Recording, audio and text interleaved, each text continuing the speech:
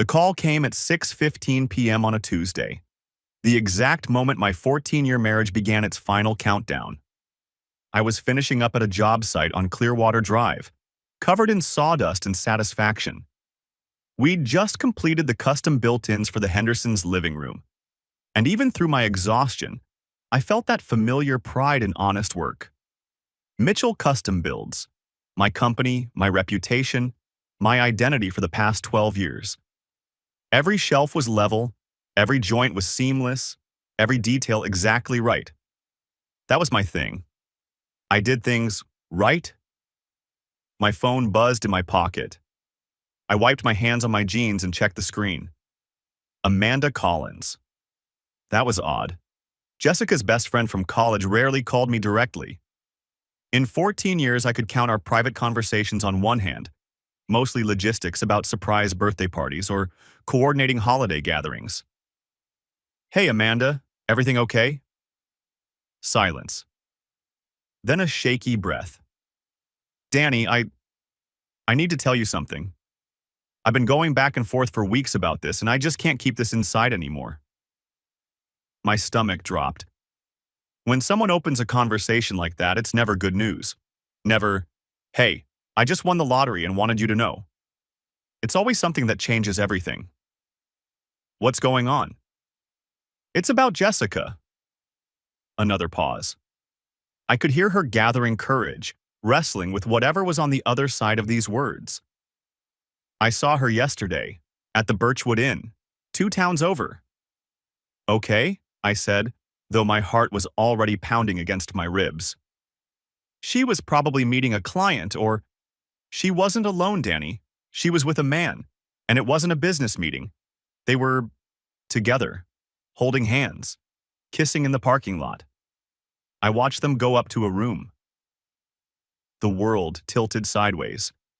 I leaned against my truck, suddenly needing the support. A ringing started in my ears. "There has to be some explanation," I heard myself say, though the words felt hollow even as I spoke them. "Maybe it was a cousin, or it's been going on for months, Danny, maybe longer," Amanda's voice cracked. "She told me last week. She actually bragged about it. The way she smiled when she talked about him. I've never seen her look like that.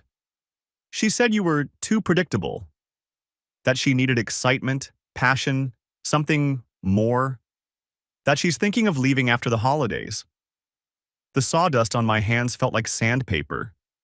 I stared at nothing, trying to process words that didn't make sense. 14 years. 14 years of building a life together, and she was bragging to her girlfriends about her lover. "She told you this? Directly?" "She tells me everything. She always has. We've been friends since freshman year of college, you know that. But this time, God, Danny, I couldn't take it anymore. The way she talks about you behind your back, calling you boring, weak, a pushover, saying you'd never suspect anything because you're too trusting. I've watched you bust your tail for that family for years. The hours you work, the way you're always there for the kids. You're a good man. You deserve better than to be the last one to know." My knuckles whitened around the phone. The crew was packing up behind me, but their voices had faded to static. "Who is he?" "His name's Tyler. Tyler Brennan. She met him at a marketing conference back in February. He's in pharmaceutical sales, travels all over the region. Danny, she's not even being careful anymore. She's planning things. Looking at apartments near his place. She asked me to go look at one with her last weekend. Wanted my opinion on the closet space." The puzzle pieces started clicking into place with sickening clarity. The late work nights that had become weekly occurrences. The sudden interest in the gym after years of complaining about treadmills. The password change on her phone 3 months ago. "Just updating my security," she'd said, with that casual shrug. The emotional distance I'd chalked up to work stress. The new lingerie I'd found in the laundry that she'd never worn for me. I'd even suggested couples therapy last month. She'd laughed it off. Actually, laughed. "We don't need a stranger poking around in our marriage, Danny. We're fine. I'm just stressed from work." We're fine. Danny, are you still there? Yeah. My voice sounded foreign to my own ears. Hollow. Like someone else was using my mouth. Yeah, I'm here. I'm so sorry. I know this must be devastating. I debated for weeks whether to tell you. But I thought, if it were me, I'd want to know. I couldn't watch her destroy you without at least giving you a fighting chance. And if you need anything, evidence, testimony, whatever, I'm here. She crossed a line, and I won't protect her anymore. Thank you, Amanda. Really. I mean that. The words came out steady, controlled. Somewhere deep inside, a door was closing. But I need you to do something for me. Anything. Don't tell her we spoke, not a word. I need time to figure this out. Of course, I won't say anything. Danny, I'm so sorry. I wish I had better news. I know. Thank you. I thanked her again and ended the call. Then I sat in my truck for 20 minutes, staring at the dashboard, watching the clock tick from 7 to 7:15 to 7:20. The crew left. The streetlights flickered on. The world kept spinning like nothing had happened. 14 years, 2 children, a home I'd built with my own 2 hands. Every deckboard, every cabinet, every tile laid with care and love. And she called me predictable. Something shifted inside me then. A door closed. A different one opened. The Danny who would have crumbled, who would have gone home and begged for answers, who would have cried and pleaded, that Danny went quiet. In his place stood someone colder, clearer. I wasn't going to scream or cry or beg. I wasn't going to be the broken husband drowning in self-pity, giving her exactly the ammunition she expected. I was going to be smart. I was going to be strategic. I was going to be everything she thought I wasn't capable of. I started the truck and drove home, already planning. Jessica was in the kitchen when I walked in, her phone face down on the counter. The new habit I'd noticed but never questioned. Something smelled good. Pasta, maybe. Garlic bread. The scene of perfect domesticity that I now knew was a stage set. She looked up with her practiced smile, the one I now realized had been hollow for months. Hey, babe. Long day? I crossed the room and kissed her on the cheek, tasting the betrayal like copper on my tongue. The Henderson job ran over. Finally got those built-ins perfect, though. Mrs. Henderson cried when she saw them. Actual tears. That's great. She was already turning back to her phone, thumbs flying across the screen. I had such a stressful client meeting today. This new account is going to be the death of me. You know how Thompson & Associates is. They want everything yesterday. The lie came so easily, like breathing. How many others had I swallowed without question? Sounds rough, I said, my voice perfectly neutral. Where are the kids? Emma's at Sarah's house working on a school project, some kind of presentation about climate change. She's been obsessing over it for a week. Lucas is in his room playing video games. I tried to get him to do his homework first, but you know how he is. I'll check on him. I headed upstairs to shower, my mind racing beneath the calm exterior. In the bathroom mirror, I looked the same as I had that morning. Same tired eyes, same sawdust in my hair, same face I'd worn for 38 years. But something behind those eyes had changed. Hardened. That night, while Jessica was in the bathroom doing her evening skincare routine, a process that now struck me as preparation for someone else, I slipped into the home office. Our family computer sat on the desk, the one she'd insisted we didn't need anymore now that everyone just uses their phones anyway. I pulled up the browser history. She'd been sloppy, or maybe just arrogant. She didn't think I'd ever look. Why would boring, predictable Danny ever think to check? There were hotel bookings at places I'd never heard of. The Birchwood Inn, the Grandview Suites, something called the Retreat at Willow Creek. Reservation confirmations for romantic restaurants in the next county, Chez Laurent, Piccolo's Hideaway, the Velvet Room, restaurants she'd never suggested for our anniversary dinners or date nights. Credit card statements showing purchases I'd never seen. Lingerie from La Perla, bottles of wine that cost more than our weekly groceries, weekend spa packages at places I couldn't pronounce. I photographed everything with my phone, my hands steady, even as my heart felt like it was being fed through a wood chipper. By midnight, I had a folder of evidence. By 1 a.m., I had the skeleton of a plan. I slipped into bed beside her, and she murmured sleepily, reaching out to touch my arm. "Love you." I stared at the ceiling. I didn't answer. Wednesday morning, I called my crew chief Marcus and told him I had a family emergency. "Everything okay, boss?" Marcus had worked for me for 8 years. Good man, reliable, the kind of employee who noticed things. "Not really, but I'm handling it. Can you cover the Morrison site today? I need you to run point." "Consider it done. Take whatever time you need." It wasn't a lie about the emergency. My family was in an emergency, just not the kind Marcus imagined. My first stop was the law office of Robert Hayes, recommended by my buddy Mike Callahan, who'd gone through his own divorce 3 years back. "Best decision I ever made," Mike had told me over beers. Hayes doesn't mess around. He's not one of those attorneys who drags things out to bill more hours. He's a scalpel. Gets in, gets the job done, gets out. The office was downtown, third floor of a brick building that had been standing since the 1920s. The elevator creaked.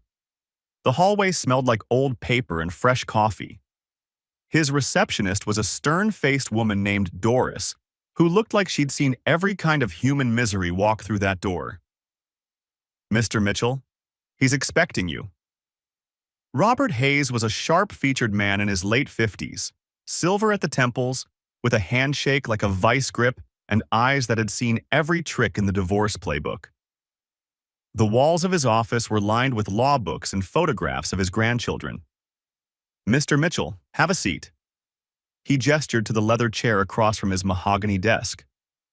"Mike Callahan speaks highly of you. Said you built his deck and his kitchen. And his basement bar. Good guy, pays on time." Hayes smiled slightly. "He also said you're not the type to waste time with small talk. So let's get to it. What's going on?" I told him everything. The phone call from Amanda, the browser history, the lies I'd been swallowing for God knows how long. The fact that my wife had apparently been planning her exit strategy while I'd been obliviously working 12-hour days to provide for a family that was already dead. Robert listened without interruption, taking occasional notes on a yellow legal pad with a fountain pen that probably cost more than my first car. "How long have you been married?" 14 years this past June, June 18th. We got married in her parents' backyard. "Children?" 2. Emma's 12, Lucas is 9. He nodded slowly, the pen tapping against the pad. "That changes the calculus considerably. Custody becomes the priority. Everything else, assets, debts, property division, all of that becomes secondary to establishing you as the primary custodial parent." "I want my kids," I said. "That's non-negotiable." "Have you confronted your wife yet?" "No." "Good. Don't." He leaned forward, his eyes intent. "I know it's tempting. You want answers. You want to see the look on her face when she realizes you know. You want her to feel some fraction of what you're feeling right now. But confrontation is a luxury you cannot afford. We need to protect your assets and document everything first. The moment she knows you know, her behavior changes. She starts covering tracks. She hires her own attorney. The advantage shifts." "What kind of documentation do you need?" "Everything. Photographs of evidence, financial records, communication logs. I'm also going to recommend a private investigator." He held up a hand as my eyebrows rose. "I know it sounds extreme, but in custody cases, he said, she said, doesn't cut it. Judges have seen every lie imaginable. We need irrefutable proof, photographs, timestamps, testimony. He slid a business card across the desk. Frank Donovan, Private Investigations. Simple font. No frills. Frank's an ex-police detective. 20 years on the force, mostly homicide, before he went private. He's seen everything, and more importantly, he knows how to get evidence that holds up in court. I pocketed the card. What about our finances? We have joint accounts. She has access to everything. You can't empty them. That looks vindictive, and judges hate vindictive. Vindictive fathers who drain bank accounts don't get custody. But you can start moving money into your children's education funds. 529 accounts. It's perfectly legal, clearly for the children's benefit, and it protects assets from dissipation. That word again. Protect. For 14 years, I'd worked to protect my family. Built a business to provide for them. Spent weekends coaching Little League and building tree houses and installing ceiling fans in the middle of July because Lucas thought they were cool. And all that time, I'd been the fool who didn't see the knife coming. One more thing, Robert said as I stood to leave. Don't talk to anyone about this except me and Frank. Not friends, not family, not your therapist, not your priest. Everything you say can end up in court testimony. Everything can be twisted. Are we clear? Crystal. Frank Donovan's office was above a hardware store on the east side of town, the kind of place you'd walk past 100 times without ever noticing. The stairs creaked. The hallway smelled like motor oil and coffee grounds. A single frosted glass door read, Donovan Investigations in peeling gold letters. The man himself matched the office. Unremarkable at first glance, forgettable, which I suspected was exactly the point. Mid-50s, graying hair that needed a trim, weathered face, and eyes that recorded everything without giving anything away. He wore a flannel shirt and jeans, looked more like a mechanic than a detective. Robert Hayes sent me, I said. Figured. Sit down. I did. His desk was cluttered with files and empty coffee cups, but I noticed the organization beneath the chaos. Everything labeled, everything accessible. A system that looked like chaos but wasn't. Tell me about your wife. I went through it again. The affair, the timeline. What I knew, what I suspected, what I feared. Frank listened, occasionally scratching notes in a leather-bound notebook that looked like it had survived a war.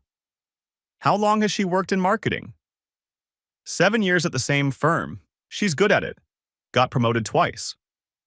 Travel much for work? Some. Conferences mostly, maybe once a month. That tracks. Marketing conferences are hunting grounds for people like this Tyler guy. Captive audience, hotel bars, everyone away from home. He leaned back in his chair. Here's what you need to understand. Cheaters always slip up. The longer an affair goes on, the more careless they get. They start believing they're smarter than everyone else. They take risks. They leave trails. Give me a week. What do you need from me? Her schedule. Where she works, what gym she goes to, regular routines, license plate of her car, and a photograph. Recent. I pulled up a picture on my phone. Jessica at Lucas's birthday party last month, smiling at the camera with her hand on his shoulder. The smile I'd believed in. The woman I'd trusted with everything. That'll do. Frank saved it to his own device.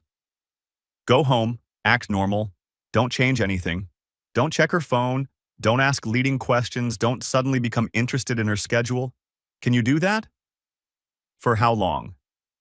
However long it takes. You want to blow up your marriage in a satisfying explosion? Or do you want to win? I met his eyes. I want my kids. Then you play the long game. Patience isn't glamorous, but it wins cases. I'll be in touch. The next 6 days were the hardest of my life. I went to work. I came home. I kissed my wife on the cheek and asked about her day. I helped Lucas with his math homework and drove Emma to volleyball practice. I sat across from Jessica at dinner and listened to her talk about office politics and difficult clients. knowing every word was seasoned with lies. On Thursday, she said she had a late meeting. I smiled and told her not to work too hard. I tracked her location through our family phone plan, a feature she'd apparently forgotten we had, and watched the little dot travel not to her office but to an apartment complex across town. On Friday, she mentioned she was going to the gym after work. The dot went to the gym for 45 minutes. Then it went to the Birchwood Inn. She had no idea. That was the worst part. How easily the deception came to her. How practiced her smile was. How she could look me in the eyes and tell me she loved me while planning her escape. She'd been doing this for 8 months, maybe longer. 8 months of lies while I worked myself to the bone for a family that was already dead. But I wasn't idle. At night, while she slept, I combed through our financial records, and I found something that made my blood run cold. Withdrawals. Cash advances. $500 here, $800 there, going back months. Money I'd never authorized from accounts I thought I knew inside and out. The amounts were always just under the threshold that would trigger alerts. Where was it going? Frank called me on the following Tuesday. Got him. Got everything. Come to my office. We met in his cramped space above the hardware store. The Venetian blinds were drawn. Frank slid a manila envelope across the desk like it contained nuclear codes. Tyler Brennan, 41 years old, pharmaceutical sales rep for a mid-sized company out of Hartford called Vertex Medical. Married, 1 kid, a daughter, 9 years old. Met your wife at a marketing conference in February at the Marriott in Springfield. I opened the envelope. Photographs. High resolution. Time-stamped. Jessica entering an apartment complex in broad daylight, looking over her shoulder like a spy in a bad movie. Jessica and a man I didn't recognize, tall, gym fit, expensive watch, leaving a restaurant with their arms around each other. Jessica sitting in his car in a parking garage, leaning across the console to kiss him. Jessica walking into the Birchwood Inn, room key in hand. The apartment's his, Frank continued, pointing to one of the photos. Unit 412. She tells you she's at the gym. She goes there instead. Tells you she's working late. She's at a hotel with him. I've got timestamps, dates, locations. It's all documented. 6 days of surveillance, 18 instances of contact. What do you know about him? Brennan's got a reputation. Frank pulled out another file, thicker than the first. Your wife isn't his first rodeo. I talked to some people, discreetly of course, and this guy's been playing the road warrior game for years. Conferences, trade shows, anywhere he can find a woman looking for excitement. He's currently on his 3rd special friend that I can verify. Your wife's the main attraction, but there are understudies. You're telling me she's not even special to him? Frank shrugged. She's convenient. That's all any of them are to guys like Brennan. He travels 200 days a year, stays in nice hotels on the company dime, and uses that lifestyle to collect conquests. It's a game to him. Your wife thinks she's running away with Prince Charming. She's actually just another notch. The room felt smaller suddenly. I'd been prepared for the affair. I hadn't been prepared for how disposable my wife had made herself. How do men like that operate? I asked. I mean, logistically, how does he keep all these women separate? Compartmentalization. Different phones, different email accounts, different stories. He tells your wife he's unhappy in his marriage, that Rachel doesn't understand him, that he's just waiting for the right time to leave. Meanwhile, he's telling some woman in Cincinnati the exact same thing, and another in Pittsburgh. They all think they're special. None of them are. Does his wife know? Rachel Brennan? No, not as far as I can tell. She's at home with their daughter playing the good corporate wife, completely in the dark. Frank leaned back. That's usually how it goes. The spouse is always the last to know. I thought about Rachel Brennan, wherever she was right now.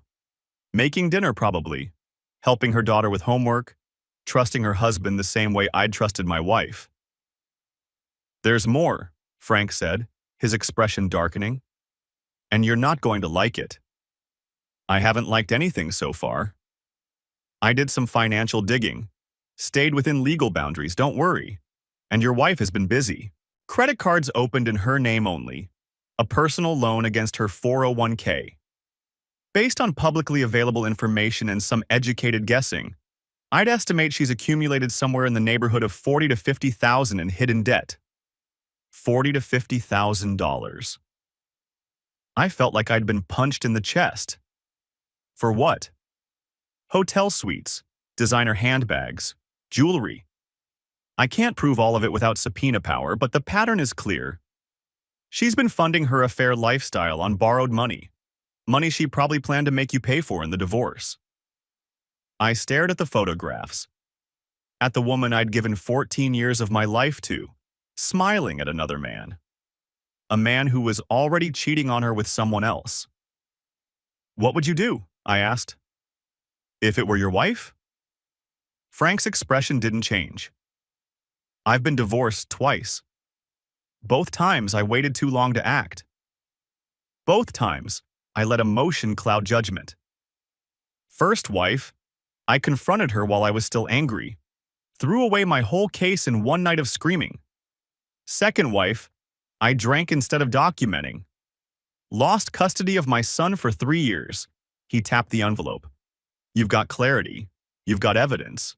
You've got the advantage. Don't waste it. I called Amanda that night from my truck, parked in the lot of a closed grocery store where no one would see me. Danny, how are you holding up? I'm managing. Amanda, I need to ask you something, and I need you to be completely honest with me. Of course. Anything. Is Jessica still confiding in you? About Tyler? A pause. Yes. She called me yesterday, actually, for an hour. Danny, she's planning things.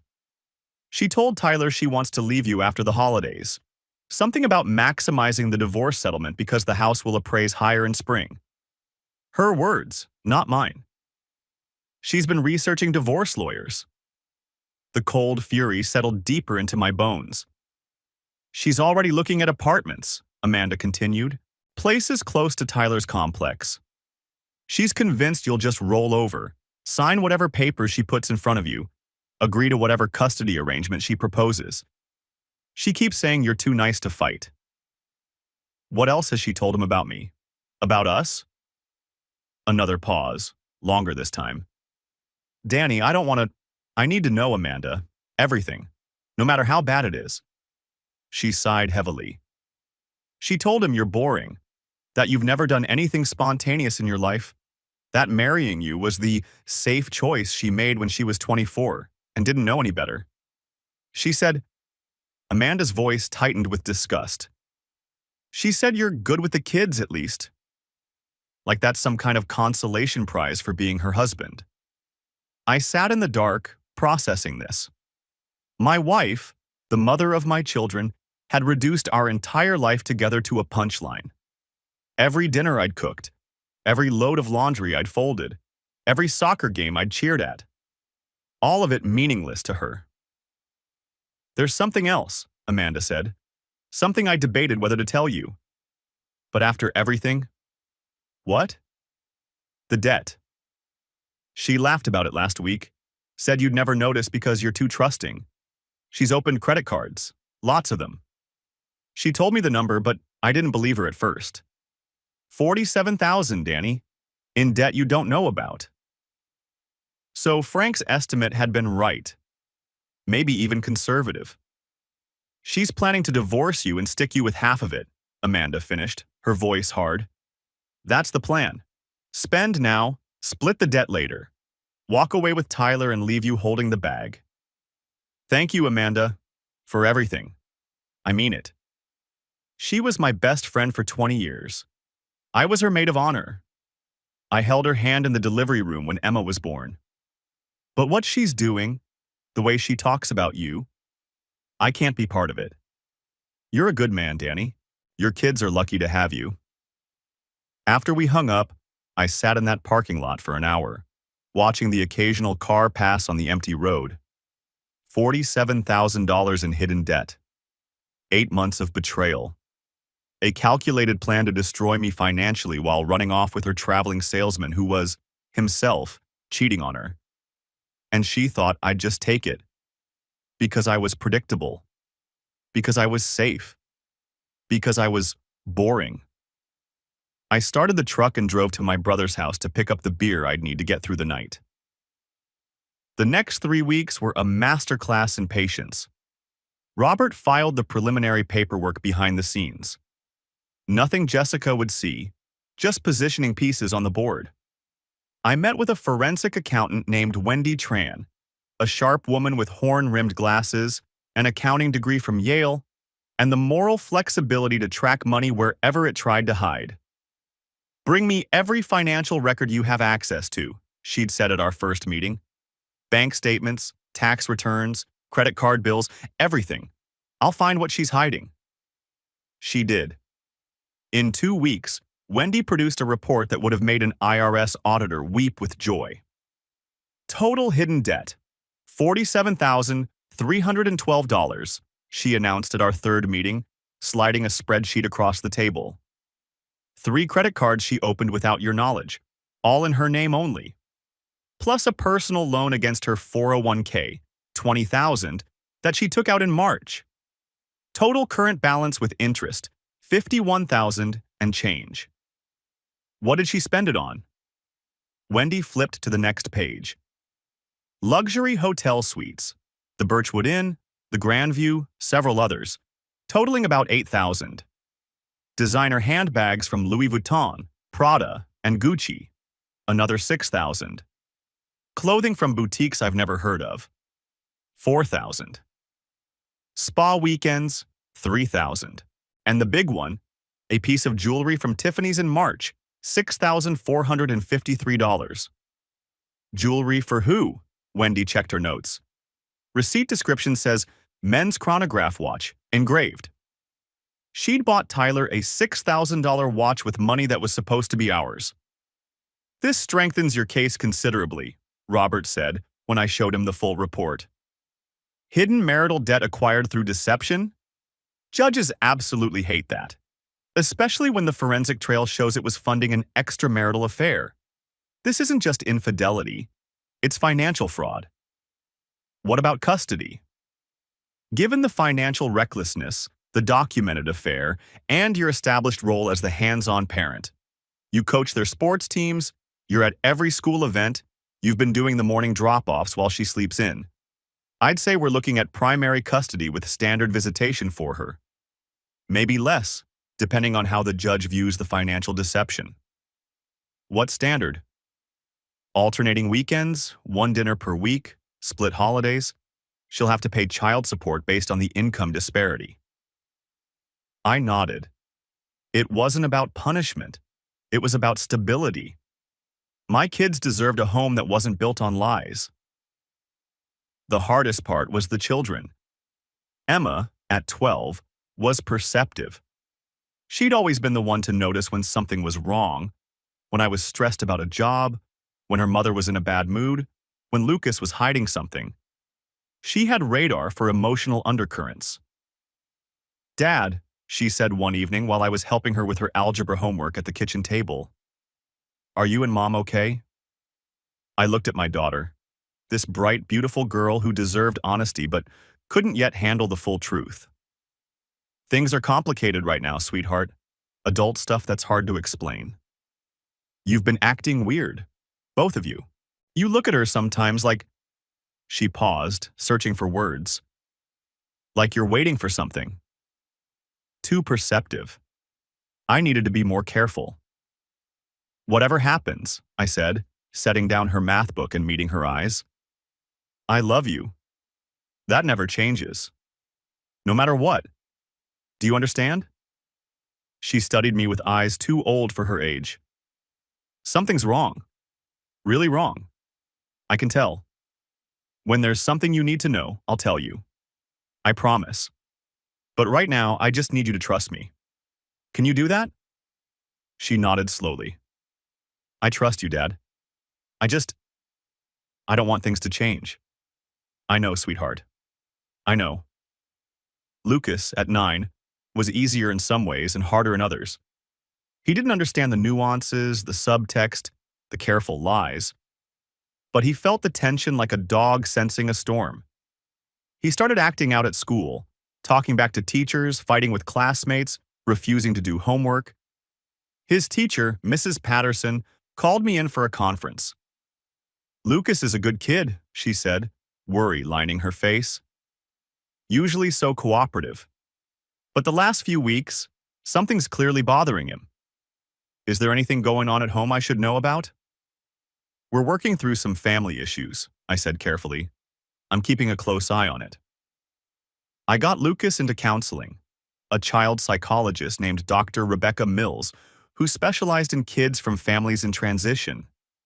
After 3 sessions, she called me in for a parent meeting. "Lucas is anxious about something he can't articulate," she said. "He keeps talking about his mother being different. He's afraid the family is going to break apart. I'm not going anywhere." He needs to hear that, repeatedly.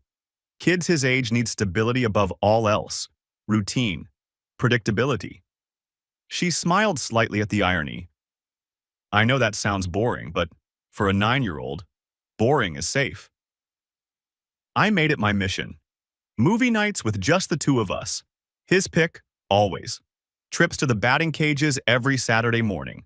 Pancakes shaped like dinosaurs on Sunday. I was building a foundation, preparing them for an earthquake I knew was coming. The night before the confrontation, I packed a bag and stored it in my truck. Just the essentials: clothes, toiletries, important documents. I'd arranged for my mother to take the kids for a special grandma weekend, something we did 2 or 3 times a year anyway. Nothing suspicious. My brother James had cleared his guest room and stocked the fridge.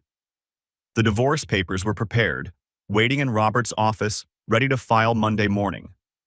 Everything was in place. Every piece on the board positioned. 3 weeks of patience about to pay off. Friday evening, I came home to find Jessica making dinner, humming to herself, checking her phone between stirs of the pasta sauce. She was in a good mood, probably texting Tyler, making plans for after she disposed of me. Probably laughing at how easy this was going to be. "Hey babe," she said without looking up. "Long week?" "You could say that." She finally turned, and something in my tone must have registered. A flicker of something, confusion, concern, crossed her face. "Everything okay?" "Actually, no." I leaned against the door frame, my truck keys already in my pocket. "A friend of yours called me." The color drained from her face in slow motion, like watching a sunset in reverse. "What?" "She told me about Tyler, about the hotel rooms, about how I'm too predictable." Jessica's mouth opened and closed. For the first time in months, maybe years, she was speechless. I watched her scramble for footing, watched the gears turn as she tried to figure out which lie might save her. "That's ridiculous," she finally managed. "Who told you this? Was it Amanda? Because she's always been jealous of—" "I have photographs, Jessica." My voice was calm, controlled. Nothing like the screaming, crying husband she'd probably imagined. Hotel receipts, credit card statements, the $47,000 in hidden debt, the $6,000 watch you bought for your boyfriend. Her face went through a rapid series of expressions: denial, fear, calculation, and finally something like desperation. The masks were falling away, one by one. "Danny, let me explain." "Explain what?" I pushed off from the doorframe. "That you spent 8 months sneaking around behind my back? That you told your friends I was boring and weak? That you were planning to divorce me after the holidays to maximize your settlement?" I shook my head. "There's nothing to explain. You made your choices. Every day for 8 months, you made your choices." Tears were streaming down her face now, the first honest thing I'd seen from her in weeks. It was a mistake. A horrible, stupid mistake. I was confused. I wasn't thinking clearly. Tyler made me feel. I don't care what Tyler made you feel. I picked up my keys. That's between you and him. And good luck with that, by the way. According to my investigator, you're not even his only side project. Her face went white. What? He's got at least one other woman that we know of. Maybe more. So whatever fairy tale you built in your head, you might want to reality check it. Danny, please. She grabbed my arm. We can work this out. I'll end it with Tyler. I'll end it tonight. I'll go to therapy, counseling, whatever you want. Just don't throw away 14 years. I'm not throwing anything away. You did that. I gently removed her hand from my arm. I'm just filing the paperwork. The kids, think about Emma and Lucas. I am thinking about Emma and Lucas. My voice hardened. I'm thinking about what kind of example we'd be setting if I pretended this never happened. I'm thinking about the fact that you were willing to put us $50,000 in debt to fund your affair, and then leave me holding the bag. I'm thinking about the fact that you called their father boring and weak while you were sleeping with someone else. I walked toward the door. She followed, crying, pleading. Danny, wait, please. It was a mistake. A mistake is forgetting an anniversary. I opened the door to my truck. 8 months of hotel rooms and secret credit cards is a choice. A choice you made, over and over, every single day. And now, you get to live with it. I pulled out of the driveway, leaving her standing in the wash of my headlights, mascara running down her cheeks. In the rearview mirror, I watched her collapse against the garage door. I kept driving. The radio was playing something soft, some song about love and heartbreak that felt almost mocking given the circumstances. I turned it off and drove in silence, watching the familiar streets roll by in the fading twilight. The hardware store where I bought supplies. The diner where we used to go for Sunday brunch. The church where we'd gotten married. I slowed down passing it, remembering her in that white dress, promising forever. Forever. What a joke. My phone buzzed. Then again. Then again. I didn't look at it. There was nothing she could say that would change what I'd just done. Nothing that would undo 8 months of lies or $47,000 of secret debt, or the casual cruelty of calling me boring to her lover. I pulled into a gas station to compose myself before facing James. Sat in the truck with the engine off, watching other people live their normal lives.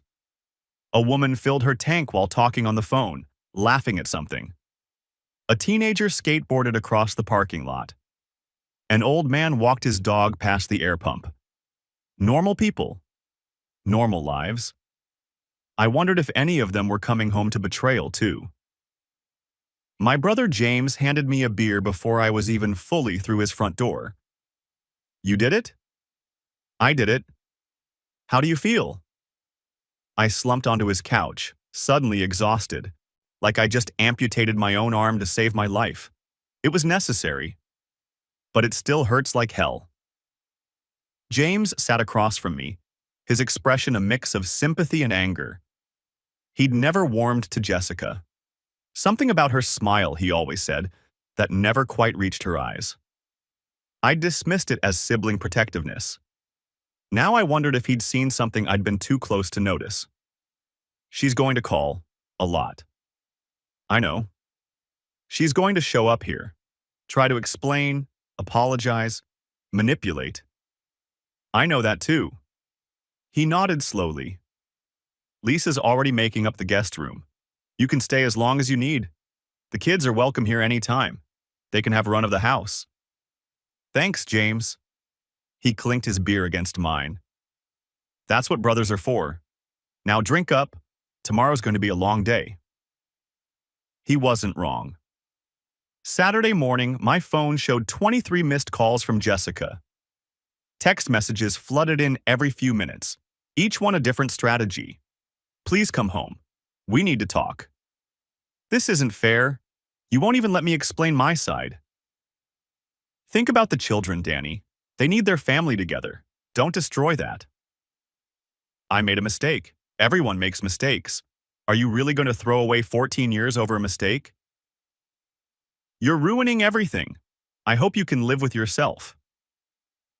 That last one made me laugh. A harsh, bitter sound.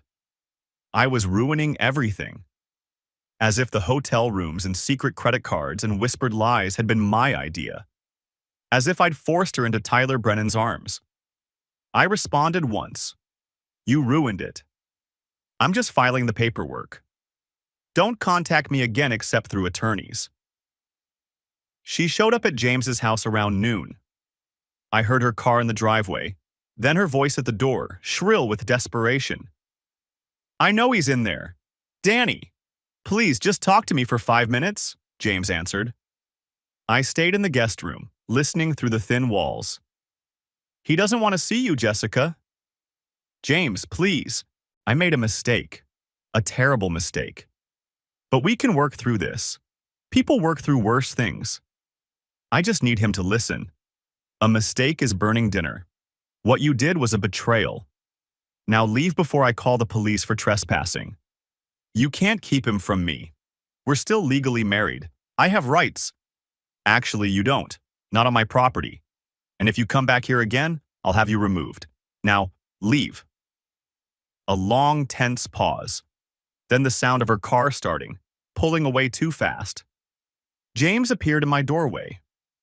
She's gone, for now. Thank you. She looked rough, hadn't slept probably. Good. It wasn't kind. But kindness was a currency I'd spent too freely on someone who didn't deserve it. I'd been kind for 14 years. I'd been patient and supportive and predictable. Where had it gotten me? Sunday, I drove to my parents' house to pick up Emma and Lucas from Grandma's weekend. My mother, Patricia, met me at the door with tears in her eyes. Danny. She pulled me into a hug that lasted a full minute. James told us everything last night. I'm so sorry, sweetheart. I was going to tell you myself. I just needed... You needed time, I know. She stepped back, dabbing at her eyes with a tissue she'd had ready. Come inside. Your father's in the living room. The house smelled like it always did. Coffee and cinnamon, the same scent from my childhood. Everything here was so solid, so permanent. My parents had been married 46 years. Never a raised voice, never a doubt. How had I failed so completely at something they made look easy? My mother squeezed my hand as we walked to the living room. I loved that woman like a daughter, she said quietly. I welcomed her into this family with open arms. I babysat her children for 10 years. I defended her when your Aunt Marie said she seemed cold. She stopped, her grip tightening. How could she do this to you? To Emma and Lucas? To all of us? I don't know, Mom. She sat at my Thanksgiving table last month, ate my food, kissed me on the cheek. And the whole time she was... Mom couldn't finish the sentence. Didn't need to. My father appeared in the living room doorway. William Mitchell was 72 years old, a retired steelworker with hands like leather and a spine like iron. He'd worked 30 years at the same plant, never missed a day, never complained about his aching knees or the management changes or any of it. He just showed up and did his job. You're doing the right thing, he said, gripping my shoulder hard enough to hurt. A man protects his children. That's what you're doing.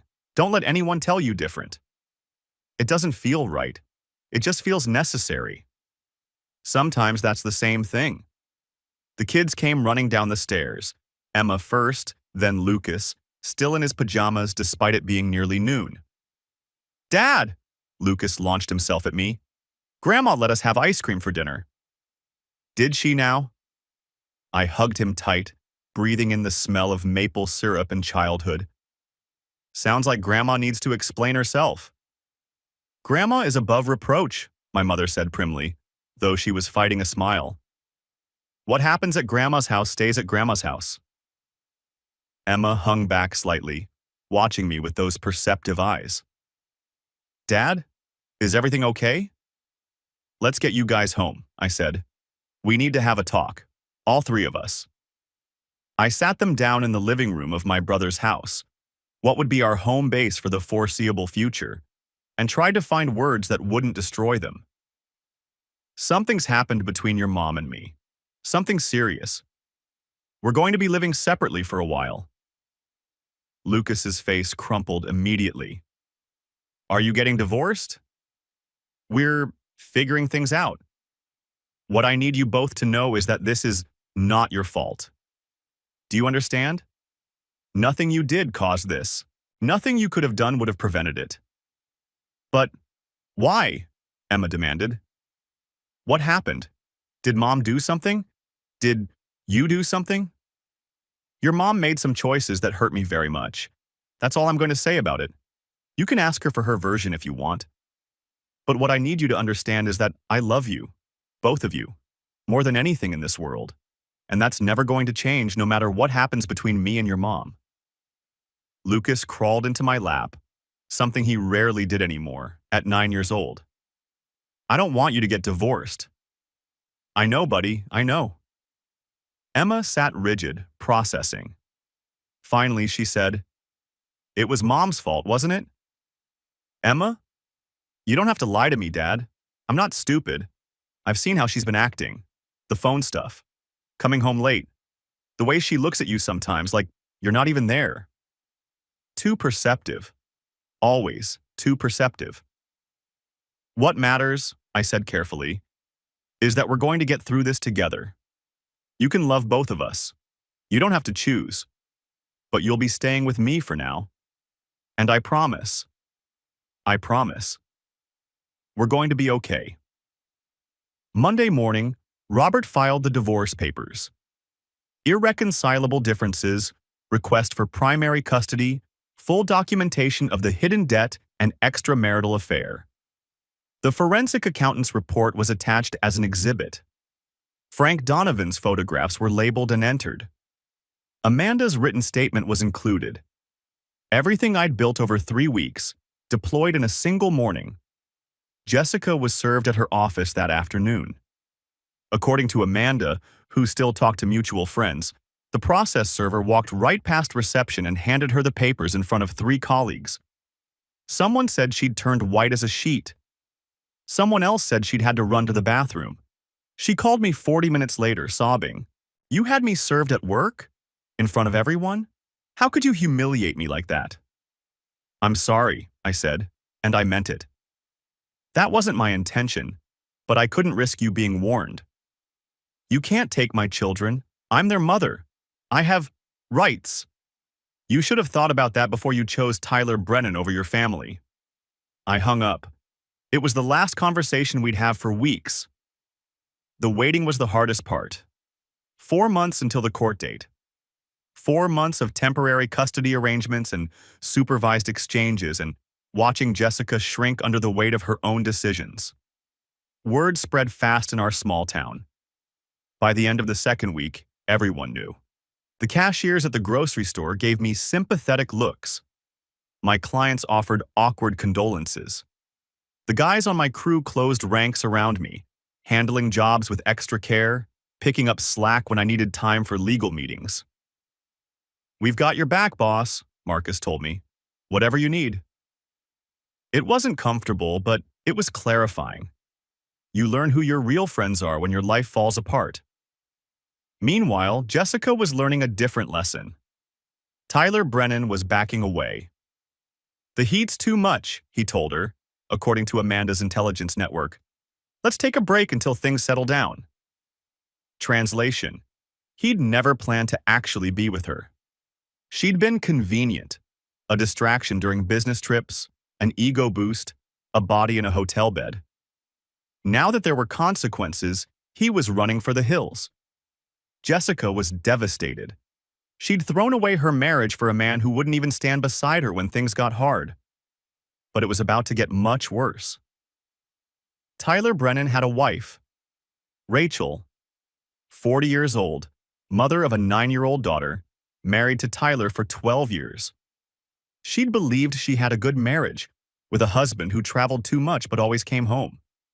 She didn't know about the affairs, not until she received an anonymous package containing photographs, hotel receipts, and a detailed timeline of her husband's extracurricular activities.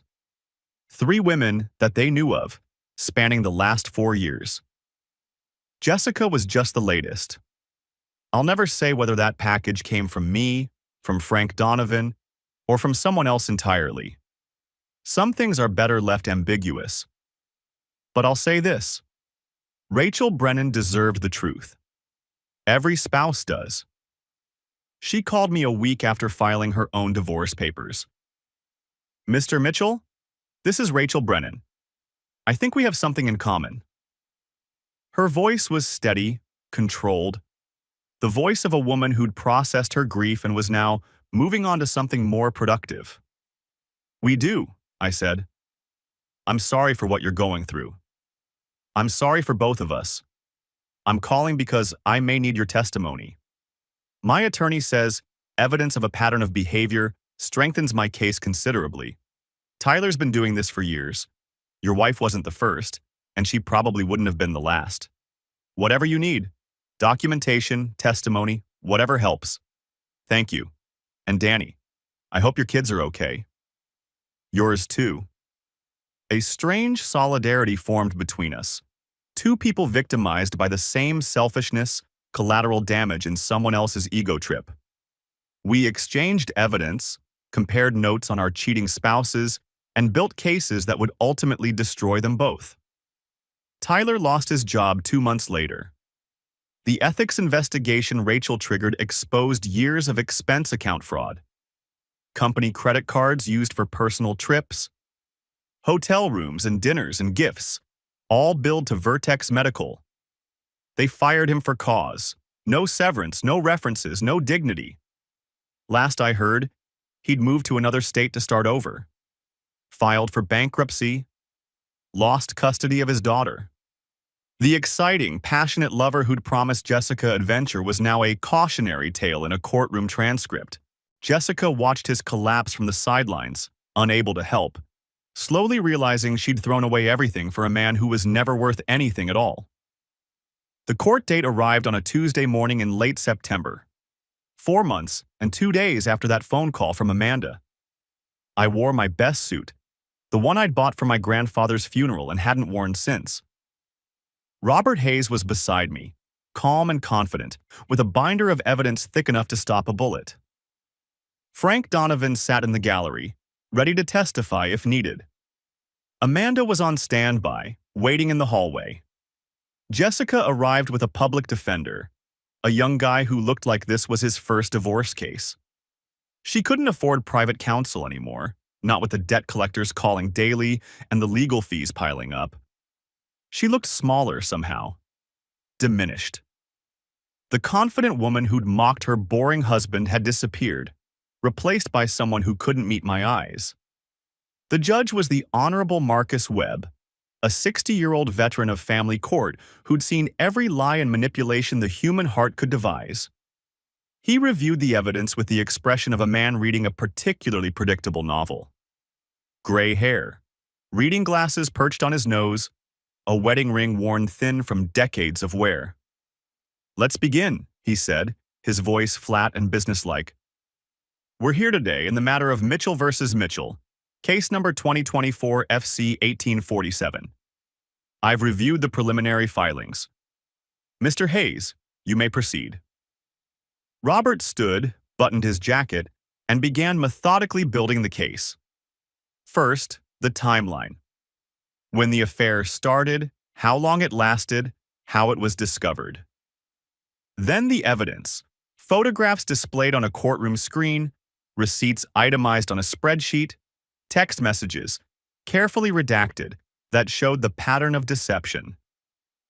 Amanda testified first, called as a character witness.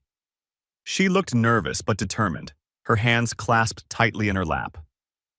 "Ms. Collins, how long have you known the respondent, Jessica Mitchell?" 22 years. We met freshman year of college." "And during the past 8 months, did the respondent confide in you regarding an extramarital relationship?" Amanda glanced at Jessica, then looked away. "Yes. She told me she was having an affair with a man named Tyler Brennan." Did she express her feelings about her husband during these conversations? She said Danny was boring and predictable, Amanda said, her voice steadying. She told me she needed excitement. She said marrying him had been a mistake. She planned to divorce him after the holidays because… Amanda paused, choosing her words carefully. Because she wanted to maximize her divorce settlement. She thought spring was a better time to sell the house. A murmur went through the small courtroom. Judge Webb made a note. Did she express any concern about the impact on her children? She said Danny would be a good co-parent, that the kids would adjust. Amanda's jaw tightened. She said he'd give her whatever she wanted in the divorce because he was too nice to fight. The forensic accountant presented her findings next. $47,000 in hidden debt, acquired during the marriage without the knowledge or consent of the other spouse, spent on hotels, gifts for her affair partner, and luxury items. The children's counselor spoke about Emma and Lucas, their adjustment to the separation, their clear preference for their father's household, the anxiety they'd displayed around their mother's unpredictable moods. And then Jessica took the stand. Under cross-examination, she crumbled. Robert was surgical, not cruel, just precise. Every lie she'd told, documented. Every deception, itemized. She admitted to the affair, she admitted to the debt, she admitted to the plan. I never thought it would go this far, she said, tears streaming down her face. I was unhappy. I made terrible choices. But I love my children. I want to be in their lives. Judge Webb listened impassively, taking notes in a leather-bound book. The ruling came down like a hammer. Primary physical custody to Daniel Mitchell. Jessica would receive standard visitation, alternating weekends, Wednesday dinners, split holidays. Child support calculated based on income disparity. The hidden debt was deemed Jessica's sole responsibility as separate property acquired through fraud. The marital home would be sold, proceeds split 60-40 in my favor to account for the dissipated assets. Jessica accepted the ruling with stunned silence. Her public defender whispered something about an appeal, but she shook her head. There was nothing left to fight with. I shook Robert's hand in the hallway outside the courtroom. You did well, he said. Those kids are lucky to have you. I called Emma and Lucas from the courthouse steps, my hands shaking slightly from the adrenaline. Hey, Dad, Lucas answered. What happened? Did you win? I smiled for the first time in months. Yeah, buddy, I won. I'm coming home. Can we get pizza? We can get whatever you want. The aftermath was neither triumphant nor tragic. It was simply life. Messier, harder, and ultimately more honest than the comfortable lies I'd been living. Jessica moved in with her mother, Linda, who'd aged 10 years in the 4 months since the divorce filing. The house I remembered as welcoming now felt like a prison for both of them. Linda had always been proud of her daughter, the marketing executive, the beautiful wife, the mother of 2 gorgeous grandchildren. Now she couldn't look at Jessica without seeing the wreckage. She cries every night, Amanda told me once, months later. Her mother just sits in the other room listening, not knowing what to say. 2 jobs became Jessica's new normal. Marketing assistant during the day at a company where nobody knew her history, waitress at night at a family restaurant called Rosario's, where she carried plates and smiled at strangers and pretended her feet didn't ache. Every extra dollar went to the debt and to child support. The credit card companies didn't care about her sob story. Neither did the collection agencies that started calling when she missed payments. Her credit score, once pristine, cratered into territory that made renting an apartment nearly impossible. Her mother had to co-sign the lease on a 1-bedroom place above a laundromat. Her apartment, when she finally got one after 6 months, was small. Just a bedroom, a bathroom, and a kitchenette where she could heat up frozen dinners. Her car was borrowed from Linda. The designer bags she'd bought for impressing Tyler were sold on consignment for a fraction of their worth. The life she'd imagined with Tyler Brennan had evaporated like morning fog. I didn't gloat. There was no satisfaction in watching someone unravel, even someone who'd hurt me as badly as she had. I just didn't care anymore. And that absence of feeling, I realized, was its own kind of freedom. Emma remained distant with her mother. At 12, now 13, she was old enough to understand the full scope of the betrayal, and she couldn't forgive it. Not yet. Maybe not ever. Lucas was more forgiving, as children often are. He loved his mother despite everything, though he always asked to come home early from weekend visits.